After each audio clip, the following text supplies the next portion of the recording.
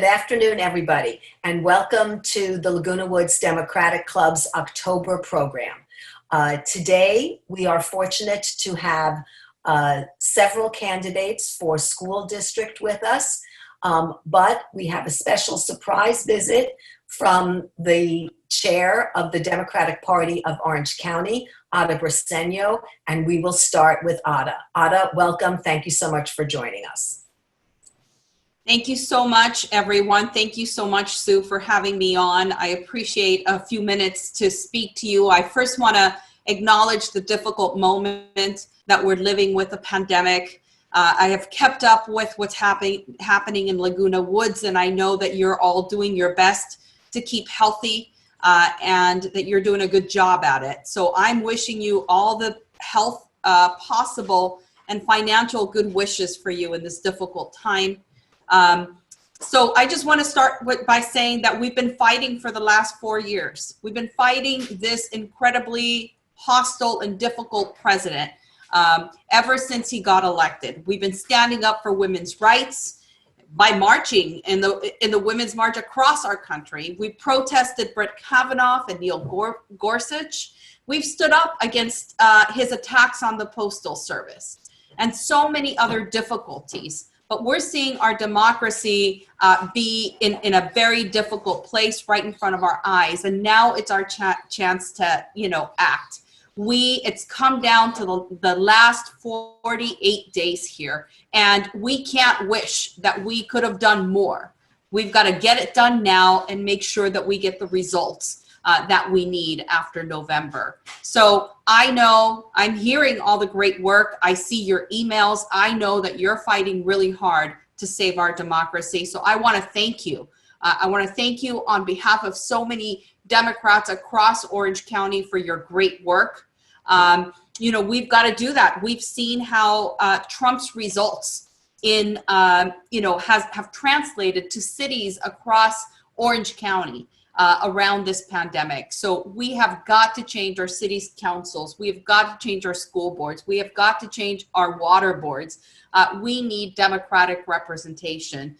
And I know your club is leading the fight, and it has been for a long period of time. I know we're all in it for our values, that we support the candidates because of the values that they have.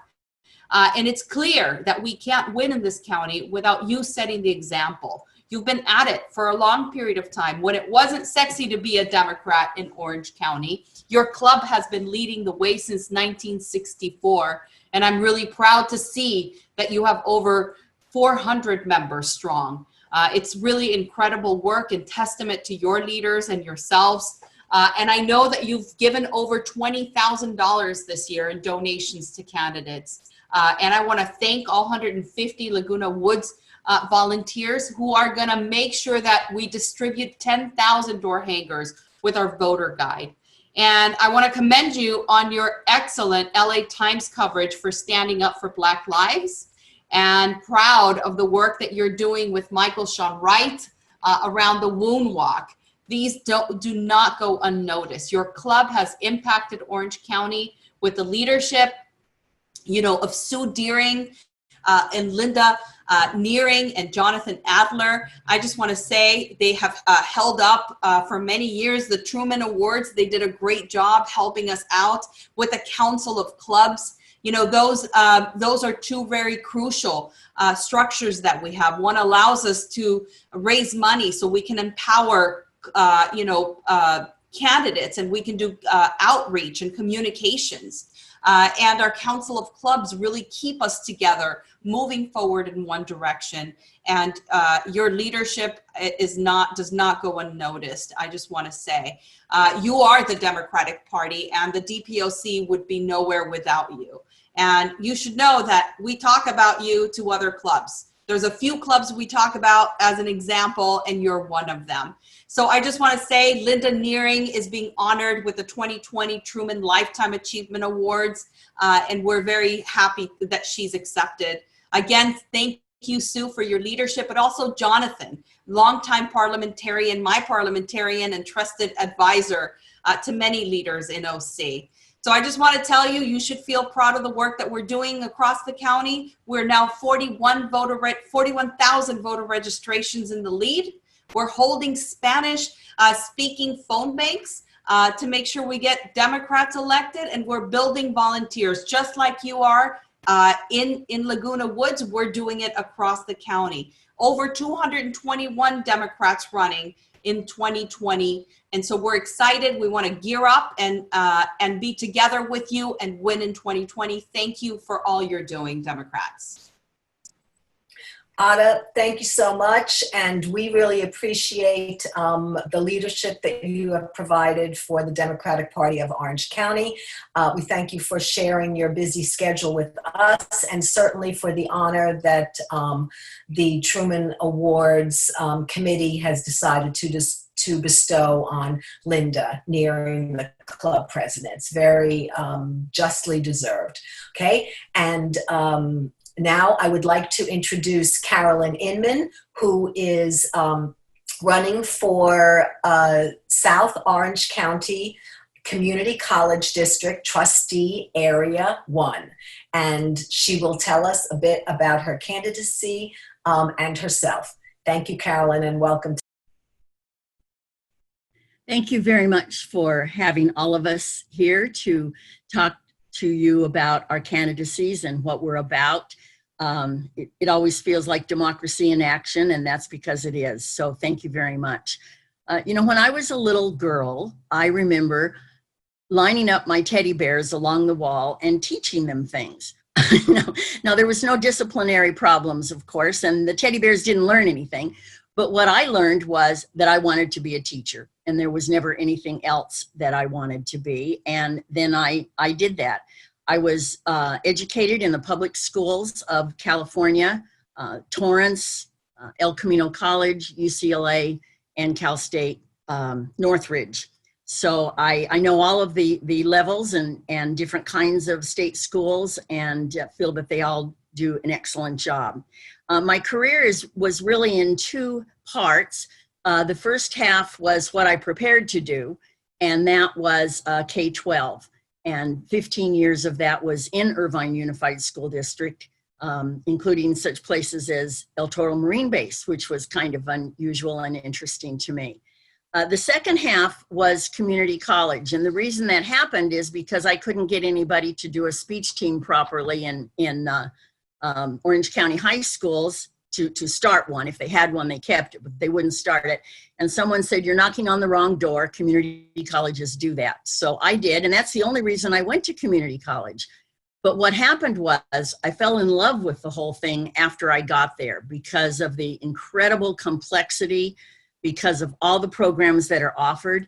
In fact, my first priority is to guarantee and to fight for students to be able to follow their dreams and their goals, and that means all students. And what I mean by that is that so often people will say, well, you know, they don't transfer enough students. It'd be hard for them to say that about South Orange County because it's first in the state on many of the criteria of transfer. However, the school is not called for transfer, the first 2 years of college for transfer, and we don't care about anybody else. That's not the name of the school. It's a community college. And so I think everything from the emeritus program to all of the workforce programs, all of these programs are important. I have one endorsement that is really interesting to me. The woman is a teacher at Saddleback College. She was nominated for a Tony when she was a Broadway actress. She was on a long time TV show as a regular, and 6 decades. My favorite picture of her is when she was 5 years old and she was dancing with a little tap dance thing with Sammy Davis Jr. So this is a person who obviously likes fine arts. But what she said, what just displayed what I feel so much.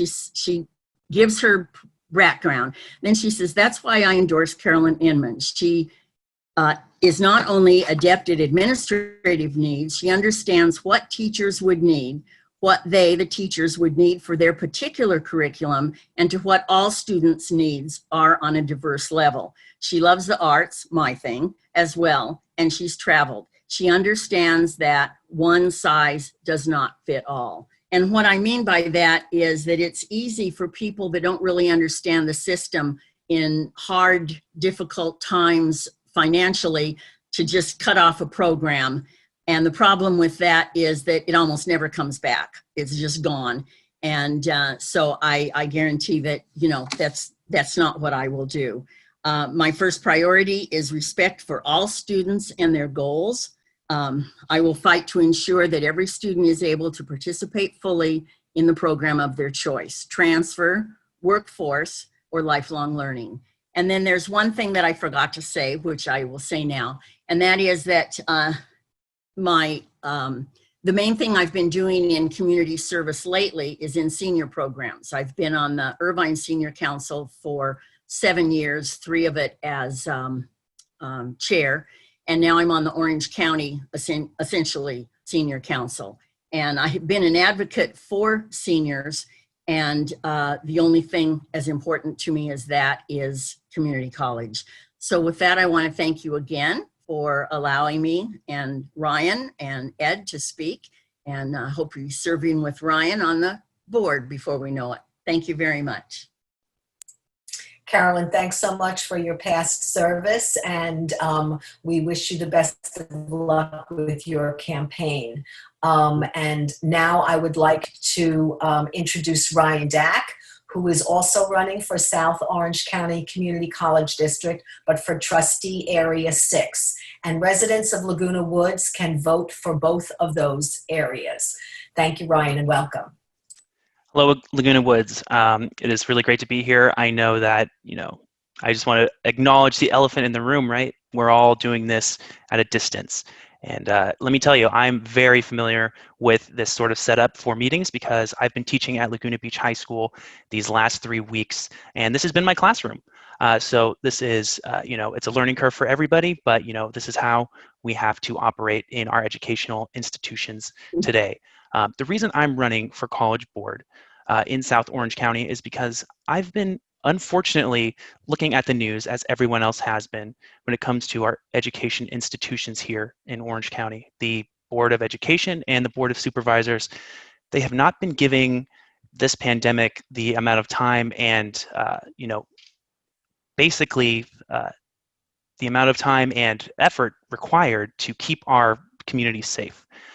This, as we can tell, the Board of Education did not pass any mandates regarding distance learning when going back into school, any sort of social distancing protocols, as well as having masks for our K through 12 education. Schools will be opening back up here within the next month based on how the individual school districts will be opening. And one of the things I'm really concerned about, because each school district in K through 12 will be opening on their own terms, is what's going to be happening with our community college districts.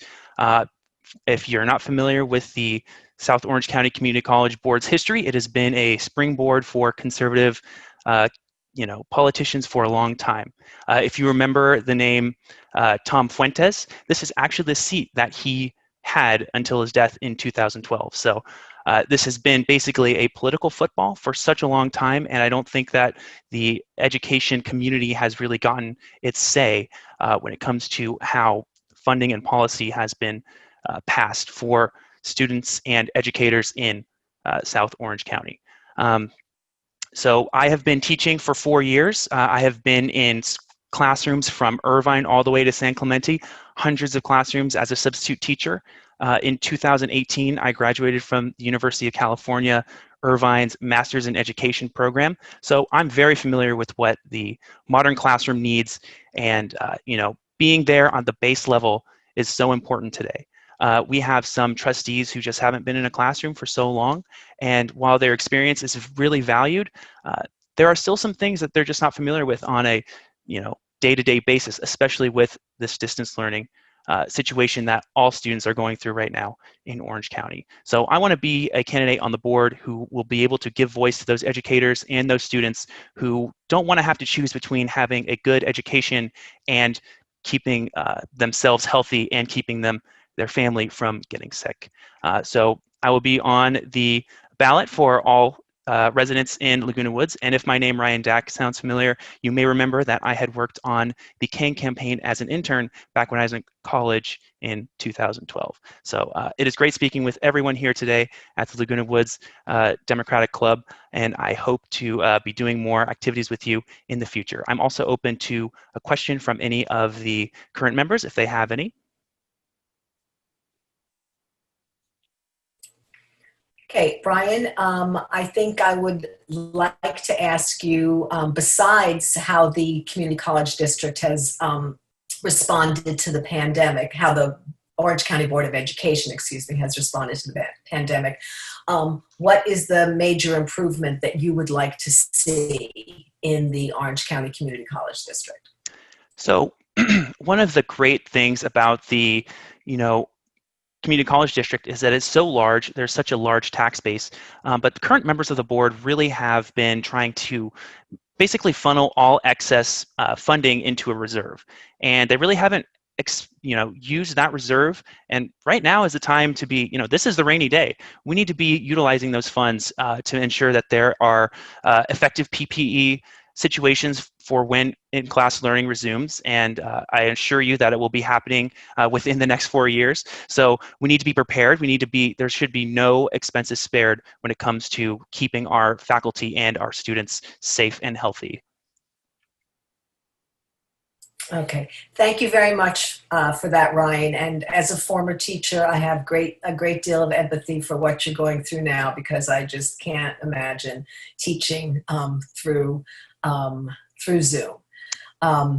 Thank you both, Carolyn and Ryan. You are both endorsed by the Democratic Party of Orange County, and we are happy to have you on our voter guide. And our next speaker is Ed Wong, and he is running for re-election to the Saddleback Valley Unified School District.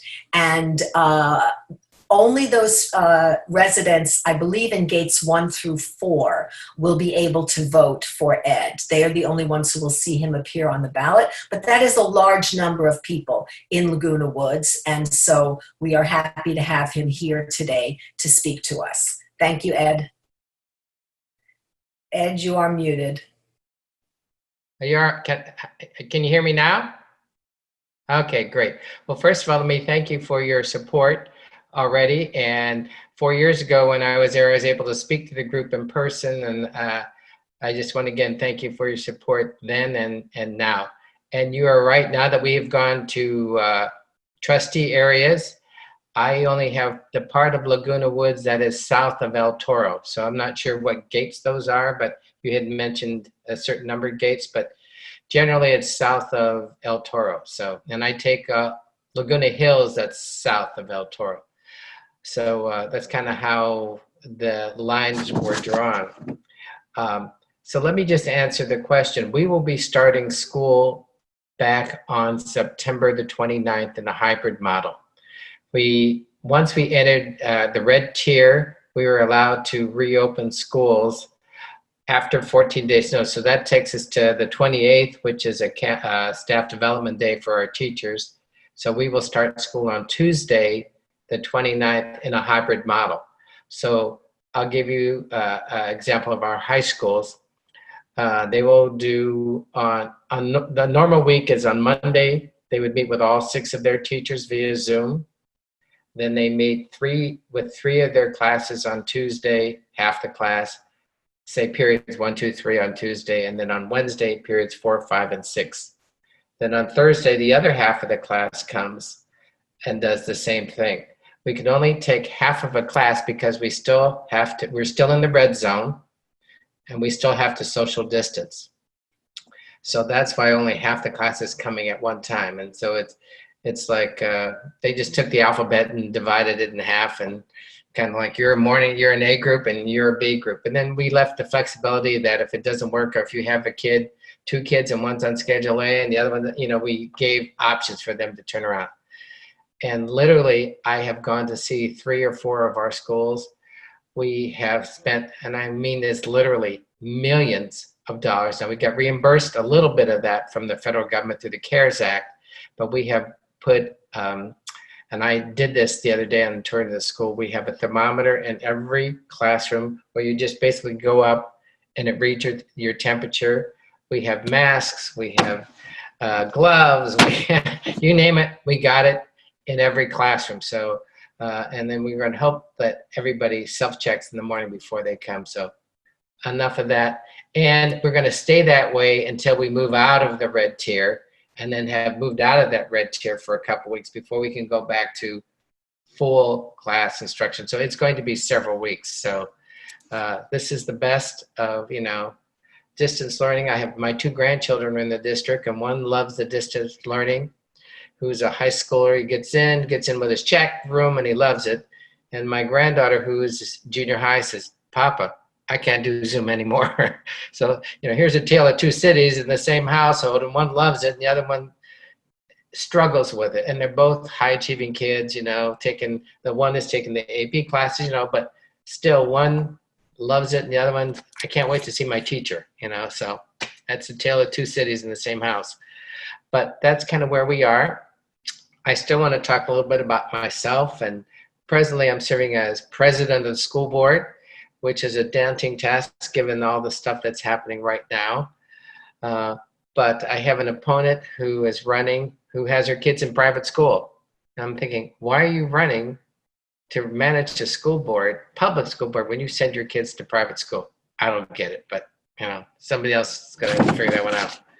But I want to say, as we work down this road, we still want to maintain those academic standards for our kids, because the long-term goal is we want our kids to be ready to enter either the world of work or to go to college. And I want to say, when I look at our stats, about a quarter of our kids go on to the community college system. So that takes care of preparing some of those kids for and probably a good 35% of our kids go on to 4-year public, meaning Cal State or UC. And then we have about 10% of our kids that go on to 4-year private. So that kind of gives you some breakdown of where our kids go once they leave us. But our job is to prepare them, give them the skills that they need to make that choice of, do I go here? Do I go enter the workforce to save some money, then go to college? Or mom and dad are going to help me, and I'm going, and I'll take in my student loans. So we're going to try and maintain those academic standards. And the other thing that, you and I never thought of is we got to maintain safe schools. I mean, who thought of all this stuff of how we were going to keep kids safe? We also have fiscal accountability. We're spending a lot of money. We have to maintain our fiscal responsibilities here. And we're working with some collaborative leadership with our students, our parents, and our communities at large. So we just want to make sure that everybody has a voice. There's transparency and accountability. Thank you. Ed, thank you very much. We certainly appreciate your service to the school district and your very practical approach to being a school board member. Now I would like to introduce Jonathan Adler, Legislative Action Chair, who will talk to you about our recommendations for all 12 ballot propositions. 13 ballot propositions. Thank you, Jonathan. Thank you, Sue. And thank you at home for tuning in and for your interest in who and what is on our ballot and for voting. In the next half hour, I'll go through all 12 statewide propositions and our one local Laguna Woods measure. I'll say what each ballot item would do and report our Democratic Club's voting advice, unanimous by both our 8-member Legislative Action Committee that I chair, and then by our 17-member board. I'll also report a few other groups' advice. Before starting on each proposition, let me tell you how we reached our positions. I'll also give you a few warnings about ballot initiatives in general. First, how we reached our positions. As I do each year, I analyzed each ballot item and checked which groups and people that I respect endorsed for or against, and which big money special interests are funding ads for or against. I reported in writing on each to our Legislative Action Committee We discussed, voted, and found we all agreed on a position for each item. That committee then advised our club's board on our positions, again in writing, and the board unanimously passed each as our club's advice. One cause of that unanimity, I think, is that we all viewed the ballot items with Democratic Party values: equality, fairness, justice, equal opportunity, and practical problem solving over ideology. One quick bit of logistic advice. On the top third of your screen, you'll see our voting advice summary on all ballot items. No need to rush to write down all 13 because they'll stay up there on the top third of the screen during this half hour, so you'll be able to write them down when you wish. Now, for some info and warnings about ballot measures in general, please be wary of special interest ads. I can't recall ever before seeing such a flood of totally false, lying TV and print ads, pro or con a few propositions, that each cost well over $100 million for those ads. Who invests tons of money on propositions? Big money, for-profit, special interests, with profits at stake, exponentially more than they invest in the ads. Don't let their deceptive ads fool you in this post-truth era.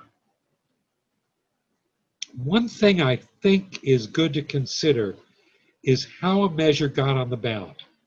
Referendum means our state legislature legally had to and did vote to put it on the ballot. Each house has a Democratic majority. So if you usually trust them, you may give the legislature the benefit of the doubt.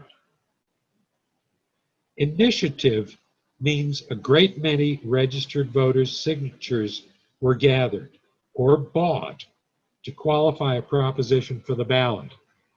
Nearly 700,000 for a statute, over 1 million for a constitutional amendment. For-profit businesses can buy their own ballot proposition, literally, by paying signature gatherers and consultants about $5 million for a statute, $7 million for a constitutional amendment, which is spare change to them as a way to pass laws for their benefit or override state laws that hurt their profits.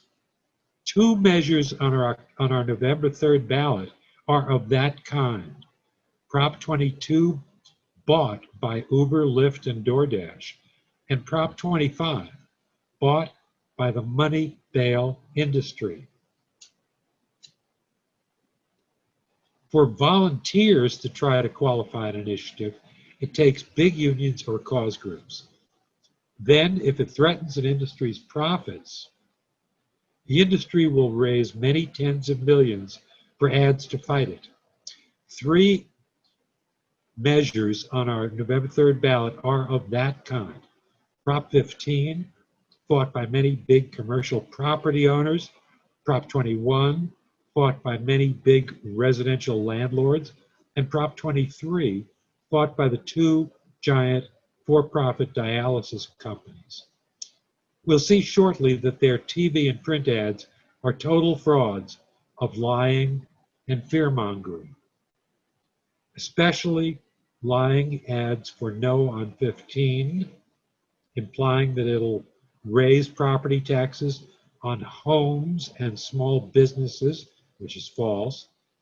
No on 23, claiming that for-profit dialysis clinics will close, also false. And yes on 22 ads, to permanently kill a new law codifying drivers' rights as, quote, employees, claiming that Prop 22 will save their jobs as, quote, independent contractors. My last warning about propositions in general is related to those false ads. If you know and trust groups and people who support or oppose ballot items, in either ads or the official voter guide. Do let them influence you as much as you like, but be wary of actors or real people you don't know claiming to be affected by propositions. And be alert to phony groups with appealing sounding names, similar to real well-known groups, but in truth, that are just lobbyist fronts for special interests. That will end my info and warnings on ballot measures in general. Now let's look at our specific November 3rd ballot items. I'll take these in numerical order and take less time on those that are pretty simple and straightforward. Prop 14, we advise a yes vote. This is bonds to keep funding stem cell and other medical research. 5.5 billion in bonds, including 1.5 billion to fund research and therapy for Alzheimer's, Parkinson's, stroke, epilepsy, and other brain and central nervous system diseases and conditions. This will replenish funding of grants from the California Institute of Regenerative Medicine to, that is, the grants are to educational nonprofit private entities for three purposes. One, stem cell and other medical research, therapy development and therapy delivery. Two, medical training. And three, constructing research facilities. Official pro arguments in favor, were filed by the presidents of the American Association for Cancer Research and American Diabetes Association, and the chair of Stanford's Department of Medicine. It's supported by 70 patient advocacy organizations, the University of California, and many medical scientists. It's also supported by the California Democratic Party. I'll be referring to that as CDP, the CDP, California Democratic Party, throughout most of the rest of this. It's also supported by concerned citizens of Laguna Woods Village. And of course, our Laguna Woods Democratic Club urges a yes vote. Let's turn to Prop 15. We also urge a yes vote.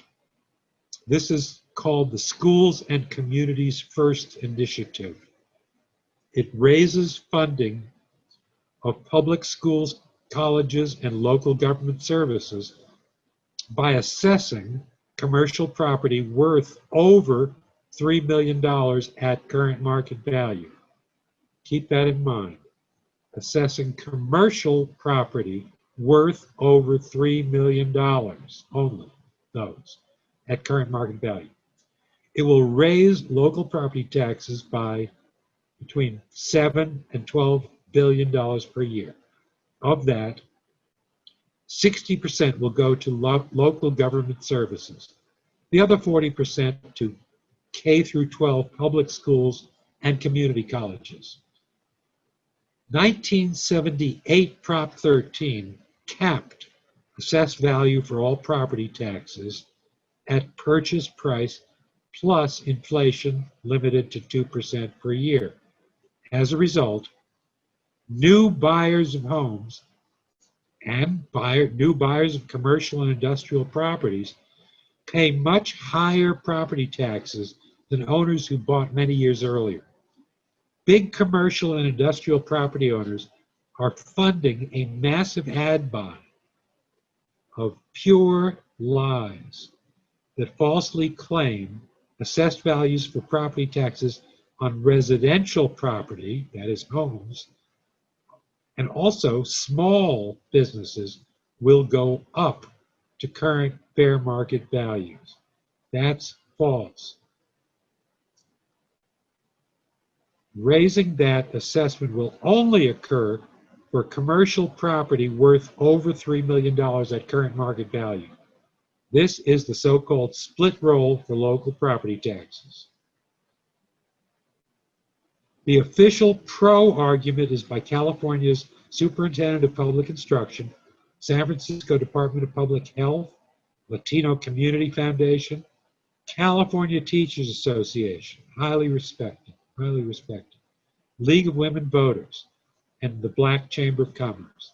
Others supporting Prop 15 include the CDP, Concerned Citizens, and CARA, C-A-R-A, the California Alliance for Retired Americans. I will be referring to them from time to time as just CARA. So keep in mind that that's the California Alliance for Retired Americans, a very respected progressive group for interests of seniors. Opposed to that Prop 15 is the California GOP. Let's turn to Prop 16. We also urge a yes vote. It's a return to affirmative action. It repeals the 1996 Prop 209.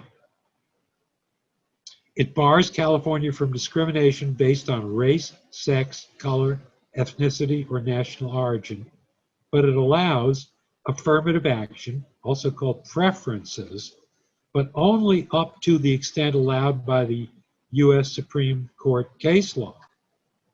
I mean, we could not contradict that case law, not legally, which has been getting more restrictive, frankly, and may soon be entirely prohibited if and when it's any state or local unit of government tries to do affirmative action. So this is a referendum passed by the California legislature.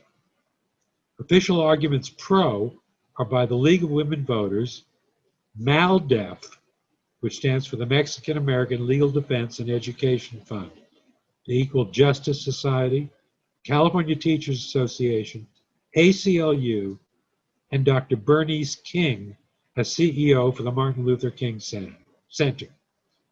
Other supporters include the CDP, California Democratic Party, CARA, California Alliance for Retired Americans, and Concerned Citizens. Okay, turning to Prop 17, we urge a yes vote. It restores ex-felons' right to vote after completing their term and while they're still on parole. If you recall, Florida just passed an initiative doing something similar after ex-felons completed all their terms. Got screwed up, though, by the 11th Circuit Court of Appeals. So this is also a referendum passed by the California legislature. Supporters include the CDP, League of Women Voters, ACLU, CARA, and Concerned Citizens. Opposed is the California GOP. That is opposed to restoring ex-felons' right to vote while on parole, but after they've completed their prison term. Turning now to Prop 18. This lets 17-year-olds vote in a primary election if they will turn 18 before the general election that year. It's also a referendum passed by the California legislature. Supporters include the CDP, CARA, and Concerned Citizens. Opposed is the California GOP. So those are two propositions from the legislature to extend the right to vote. 17 and 18, we urge a yes vote. Let's turn to Prop 19. We also urge a yes vote. This lets homeowners age 55 and up or disabled or victims of wildfires or natural disasters transform their former home's property tax base to a replacement home anywhere in California of any value up to 3 times in a lifetime. So listen when I tell you what the current law is, of which this is a relaxation. That will ease those qualified homeowners' current limit of a replacement home only of equal or lesser value, only in the same county or another county that allows such transfers from other counties, and only once in a lifetime. It's also a referendum passed by the California legislature. Supporters include the CDP, Concerned Citizens, California Professional Firefighters, Californians for Disability Rights, Black Small Business Association of California, and the California Senior Advocates League. Now listen to this. The Howard Jarvis Taxpayers Association, which is generally anti-tax. On this, it is split. The Howard Jarvis Taxpayers Association is split. Its former legislative director supports Prop 19. Its current president opposes Prop 19. Interesting. Okay, turning to Prop 20. It limits some nonviolent offenders' access to parole, and it raises some theft-related misdemeanors to felonies. It's an initiative statute. Its official argument for is signed by some unknown so-called crime survivors and crime victims supported by the California GOP. Its official argument against is by a county district attorney, a police chief, and crime survivors for safety and justice. Also against it are the CDP, Concerned Citizens, and CARA, as well as us. We advise a no vote on 20. 21, Prop 21, we advise a yes vote. It lets local communities enact residential tenant protections and rent control on properties over 15 years old. It allows rent increases on rent control property up to 15% over 3 years from prior tenants' rent. It exempts people who own no more than 2 homes from rent control policies, and it provides that rent control may not violate landlords' right to a fair financial return. Chief supporters include, let me say this, the official argument for is by former California Senate President Kevin DeLeon, AIDS Healthcare Foundation, and very well-known advocates for workers, consumers, and the poor, including Otto Briseno, chair of the Democratic Party of Orange County and co-president of the Unite Here Union, Jamie Court, president of Consumer Watchdog, Ernie Powell for Social Security Works, the San Francisco Democratic Party chair, and Dolores Huerta. Other supporters include the CDP, CARA, and Concerned Citizens.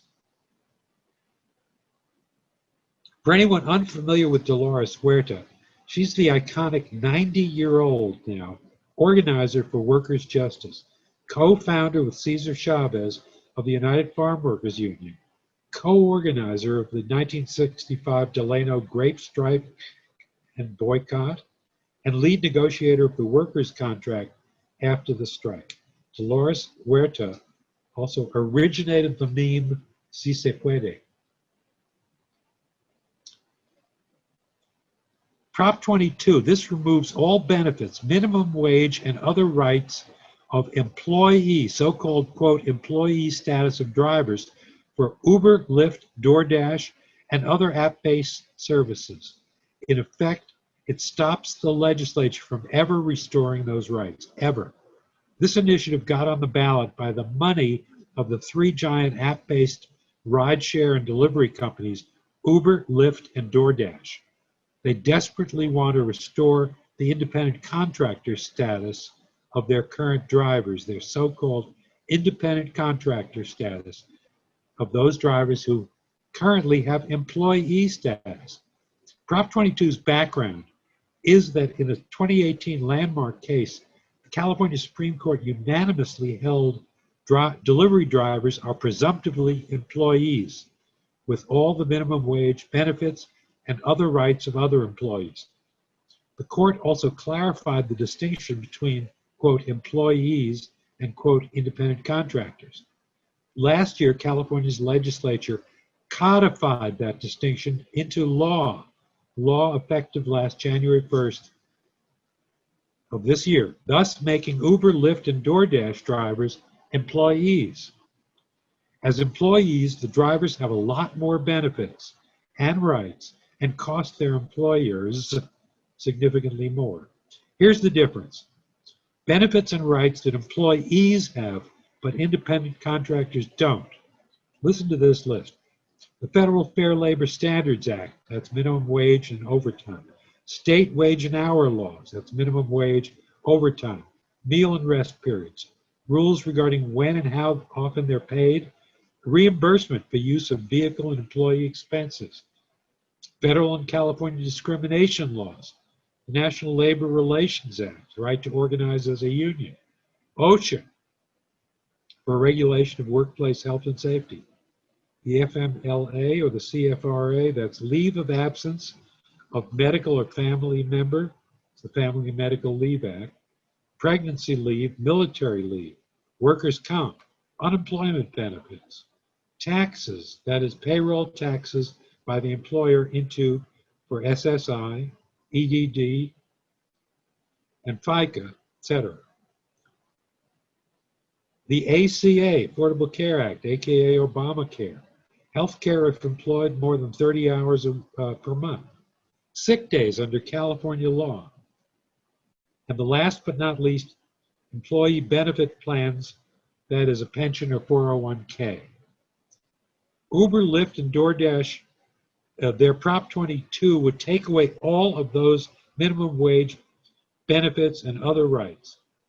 The worst of it is that Prop 22 would make forever virtually impossible for the legislature or any locality ever to amend Prop 22 or restore drivers' rights as employees. And also, it lets other similar app-based transportation companies also turn all their employees back into independent contractors. For those reasons, a huge coalition of groups and elected officials strongly oppose Prop 22. They include, listen to this list, Senators Biden, Harris, and Warren, plus 85 groups, nearly all significant unions and federations of unions, many county Democratic Party committees and Dem clubs, progressive groups of poor people, legal aid, associations of taxpayers, nurses, teachers, faculty, firefighters, restaurant workers, taxi drivers, tenants, equal rights groups, Gig Workers Rising, that's the name of a group, CARA, CDP, Concerned Citizens, Sierra Club, employment lawyers, immigrants, California Labor Federation, Unite Here, Union of Concerned Scientists, women's march groups, and workplace safety groups. And that's just the groups. The individuals are a coalition of 180 electeds, U.S. and California senators, statewide top electeds, assembly members, county supervisors, mayors, city council members, and presidents and trustees of districts and boards of all kinds. Uber, Lyft, and DoorDash created a giant war chest, $180 million, for totally false, lying ads flooding TV and print media, claiming their drivers want independent contractor status and their jobs depend on it. That's their claim. Nothing could be further from the truth. The ads also falsely claim the new state law makes it unlawful, this is their quote, unlawful for the drivers to work as independent contractors. In fact, the drivers are not criminally or even civilly liable, only their employer companies are if they try to work or try to make them work as independent contractors. So that's it for Prop 22. That's quite a list of opponents. Prop 23, we urge a yes. This regulates kidney dialysis clinics. It caps charges. It bars discrimination based on payment method. It requires state approval before reducing services.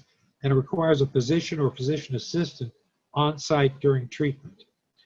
The official argument for is by a dialysis RN, patients, and SCLC of SoCal. Remember, SCLC is a civil rights organization, the Southern Christian Leadership Conference of Southern California, and a dialysis technician. Also in favor are SEIU, that's the Service Employees International Union, the California Labor Federation, CDP, CARA, Concerned Citizens, and of course, the great Laguna Woods Democratic Club that I am proud to represent. The official argument against is really by the two huge private for-profit kidney dialysis clinic corporations, Fresenius and DaVita, which control about 3/4 of all dialysis business in California. So I won't bother naming who they paid to endorse this. Let's turn to Prop 24. We are neutral on this. It is all about new consumer privacy rules. It creates a consumer privacy agency. It lets consumers limit businesses' uses of, quote, sensitive personal information. But some people say it reduces other privacy protections and was written by and to favor the giant tech companies that profit from acquiring and selling personal info. I've spent 2 hours trying to figure this out, and I can't. I should mention that arguments against Prop 24 are by the Consumer Federation of California, Californians for Privacy Now, and Dolores Huerta. Also against are CARA, ACLU, and Color of Change, which is a progressive group. But interestingly, neutral, also not able to advise one way or another, are CDP, Concerned Citizens, and the highly respected Electronic Frontier Foundation.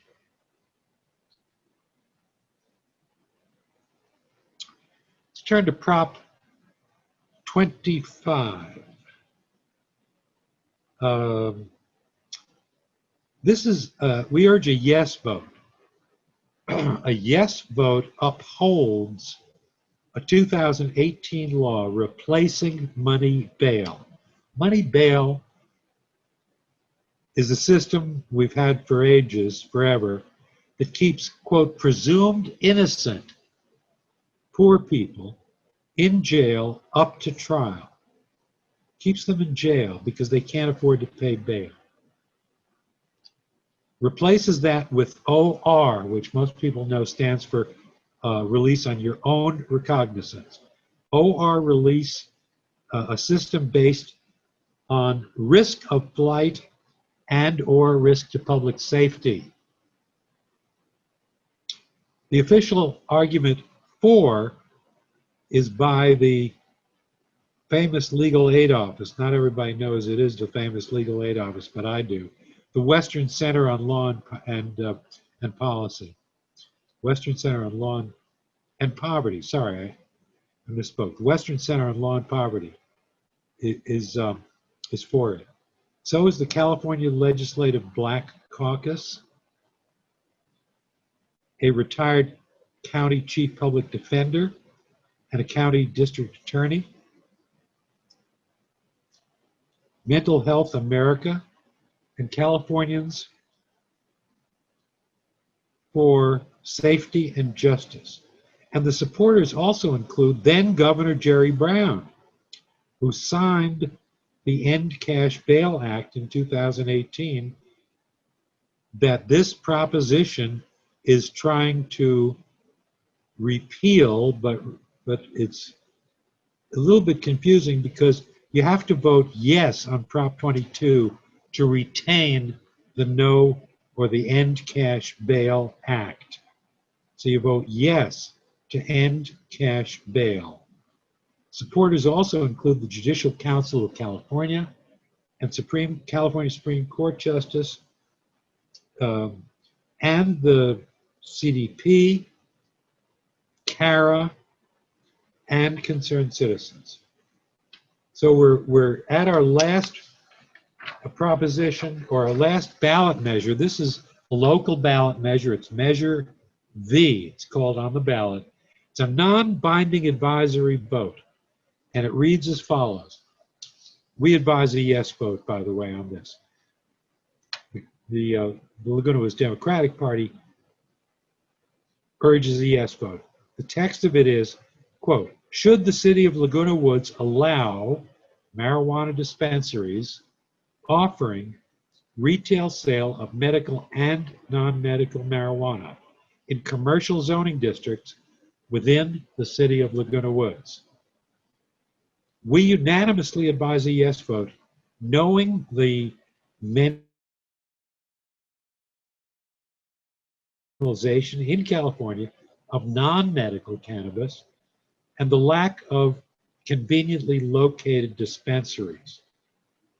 But please vote your conscience on this local Measure V, and of course vote your conscience on everything.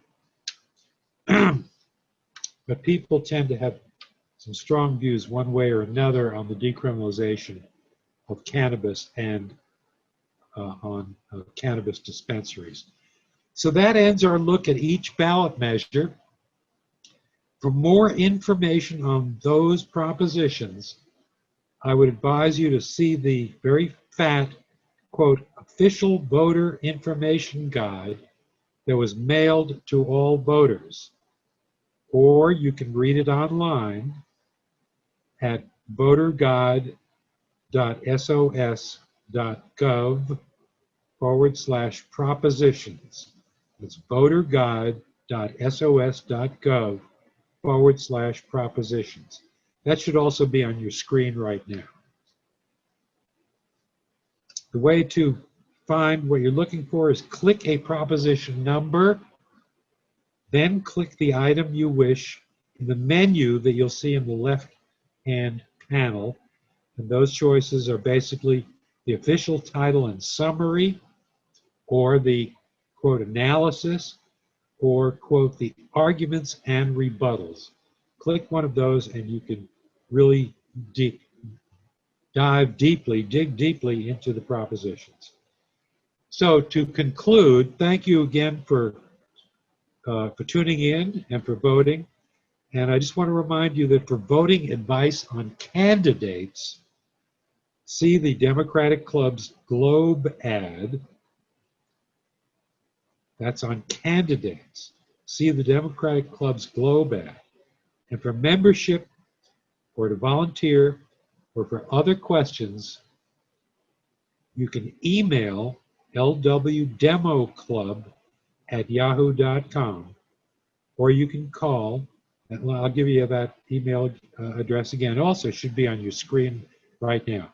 lwdemoclub@yahoo.com, or you can call our membership chair, Deborah David, and here's her number, area code 408-529-3565. That's area code 408-529-3565. Have a happy election. Vote early, don't vote often, only in North Carolina. So thank you for tuning in, for your interest, and for voting. Vote early and often. Get it? No, I'm not. Forget the often part. Get it in the mail. Often? No. Strike the often. Mail it or drop it in a drop box or at a voting center. Thank you. Goodbye.